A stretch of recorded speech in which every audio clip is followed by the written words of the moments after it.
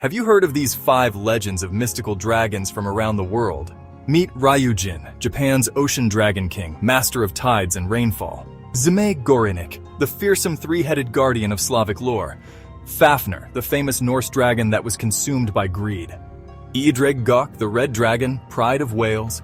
And Yinglong, China's celestial dragon, bringer of fortune and strength. 5 dragon legends that have tales that are each different and exciting in its own way. Why is it that dragon stories keep coming up from all over the world? Is it their attitude?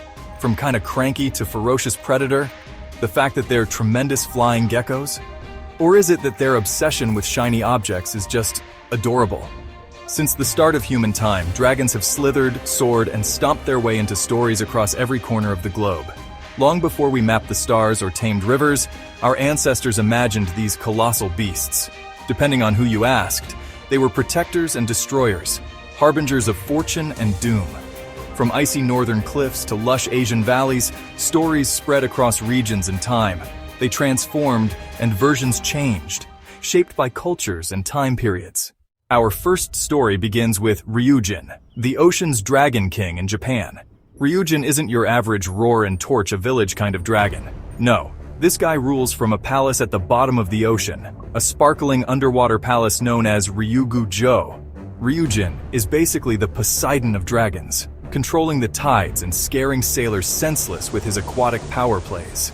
But he is also the villain in the tale of Princess Tamatori. She's this bold, no-nonsense mortal who decides she's going to rob a dragon, because Ryujin had stolen a precious pearl from her husband's family.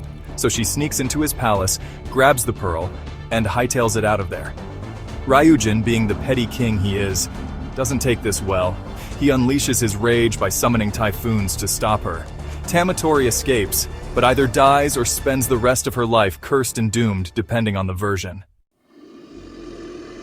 Next up is Zmey Gorynych, the 3-headed dragon from Slavic folklore who has been ruining people's lives for centuries.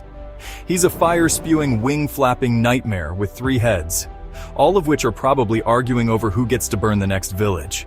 He was 3 times the normal dragon menace, with 3 heads that rarely agreed on anything and who tried to compete to see whose flame was hotter.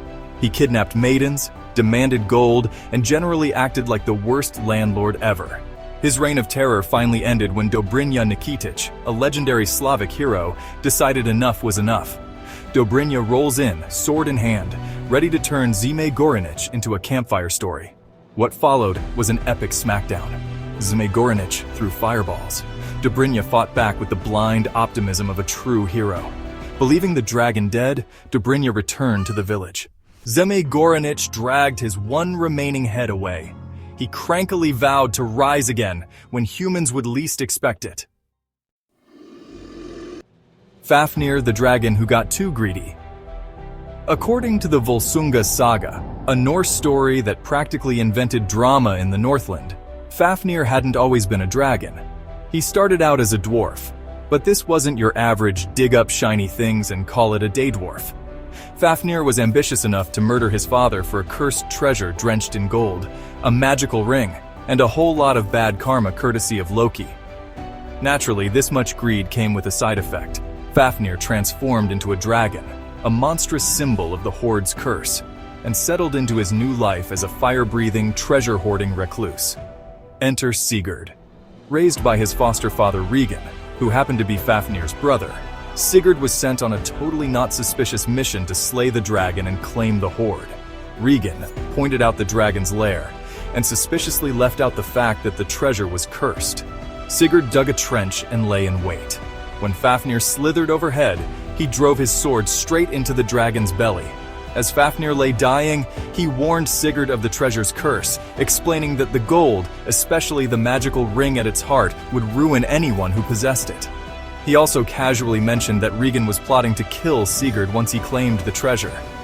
Was this an attempt to sow doubt or a genuine warning from a dying dragon? After the battle, Ryujin ordered Sigurd to cut out Fáfnir's heart and roast it for him. Being the obedient and slightly suspicious foster son he was, Sigurd complied. But while roasting the heart, he burned his finger, licked it, and suddenly gained the ability to understand birds. Luckily, the local birds weren't discussing the weather or worms. They made it clear that Ryujin wasn't planning to share the treasure or let Sigurd live. Sigurd, now on guard and not about to get stabbed in the back, killed Ryujin first, leaving him the sole survivor of this family feud. With the treasure now his, Sigurd might have thought he'd won, but Fáfnir's curse had other plans. The gold brought with it betrayal, heartbreak, and eventually Sigurd's death, proving that sometimes even dying dragon warnings should be taken seriously. Shifting gears to Wales in the western part of Great Britain, where dragons aren't villains, they're symbols of national pride. Meet Ddraig Goch, the Red Dragon of Wales. This guy is so iconic, he's literally on the Welsh flag. The story is deeply rooted in Welsh mythology, particularly in the medieval tales. In medieval times, the red dragon represented the native Britons, while the white dragon symbolized invading forces. Back in the day, the red dragon wasn't the solo star. Its nemesis, the white dragon, made them both the worst neighbors in Welsh history. Their feud was as intense as a sibling rivalry. Every time the red and white dragons clashed, the Welsh countryside paid the price. Crops were scorched, livestock fled, and the sheep developed a collective trauma. Farmers couldn't step outside without getting caught in the crossfire. The chaos reached such a peak that the Welsh king, tired of the complaints in the flaming fields, sought advice from a wise man. He advised a genius plan that involved trapping both dragons underground. A massive pit was dug in the countryside, deep enough to contain both beasts and baited with barrels of mead and roasted sheep. The dragons, lured by the irresistible feast, stopped fighting long enough to gorge themselves, even bickering over the last sheep. Before they could escape, cartloads of dirt and rocks were dumped on top, sealing them underground. Their roars echoed briefly, then faded into silence over time, except for their muffled bickering, which was said to cause some earthquakes. The farmers were thrilled, the sheep were relieved, and the countryside could finally grow crops without the threat of dragonfire. According to prophecy, the dragons were trapped underground but were destined to rise again.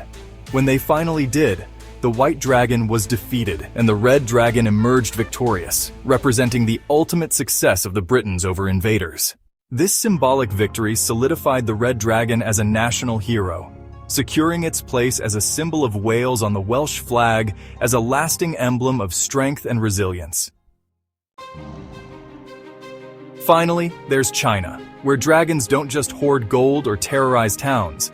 They rule the skies, command rivers, and basically run the show. Meet the Lung, the celestial dragon. These guys were wise, powerful, and often depicted with antlers, claws, and scales that shimmered like a disco ball. The Lung dragons didn't breathe fire. They brought rain, prosperity, and good vibes. One of the most famous is Yinglong, the responding dragon. Yinglong was the go-to guy for the Jade Emperor, tasked with bringing rain to parched lands and stopping droughts. Think of him as a meteorologist, but way cooler. When Emperor Yu was struggling to control the catastrophic floods that threatened to drown ancient China, Yinglong didn't just bring rain or redirect water, he reshaped the land itself. With each sweep of his tail, he dug channels and carved pathways, taming the unruly waters into rivers that would flow predictably. The rivers he created didn't just save lives, they became lifelines, bringing prosperity and stability to entire regions. In another story, he aided the Yellow Emperor, Huangdi, in defeating the fearsome warlord Qiyu. Qiyu, a powerful enemy with a flair for chaos, summoned storms and fog to confuse his enemies. Yinglong brought torrential rains to wash away Qiyu's forces and used his mastery over the elements to clear the battlefield. He helped secure Huangdi's victory, solidifying his status as a protector. Yinglong became the gold standard for what a dragon could be, wise and selfless. To this day, his legend endures, reminding people of the power of persistence and the profound impact of those who dedicate themselves to a greater good. Today, dragons like the Lung are celebrated in Chinese festivals and parades. They're not just mythological creatures, they're cultural icons. Those are the 5 dragons for today. If you would like more legends, myths, and stories, please like and subscribe. It will help our small channel grow and would be greatly appreciated.